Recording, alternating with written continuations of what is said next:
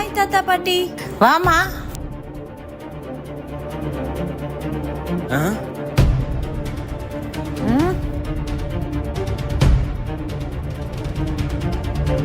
திமிரு பிடிச்சவ.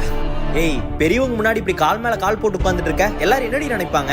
ஏய், அதுக்கு நான் என்ன பண்ண முடியும்? என் கால் நான் போடுறேன். படிக்காதவங்களுக்கு தப்பா இருந்தா அதுக்கு என்னால ஒண்ணும் பண்ண முடியாது. அம்மாடி இந்த வெங்காயத்தை கொஞ்சம் ஒளிச்சு கொடு. அம்மாடி கேக்குதா? இவ என்ன மனுஷங்கள மனுஷனாவே மதிக்க மாட்டேங்கிறா? Yes sir, I will finish the project today. அம்மா உனக்கு என்ன சமைக்கிறது இன்னைக்கு? What do you want? Sorry, உங்களுக்கு தான் இங்கிலீஷ் தெரியாதுல. என்ன கேட்டீங்க? Yes sir, tell me sir. Sorry த, நான் படிச்ச படிப்புக்கெல்லாம் இங்கிலீஷ்ல தான் பேசணும். அதான் உங்ககிட்டயும் பேசிட்டேன். ஓ, உங்க காலத்துல இங்கிலீஷ் கத்து கொடுத்துருக்க மாட்டாங்கல்ல, அதனால தான் நீங்க இங்கிலீஷ் கத்துக்கல.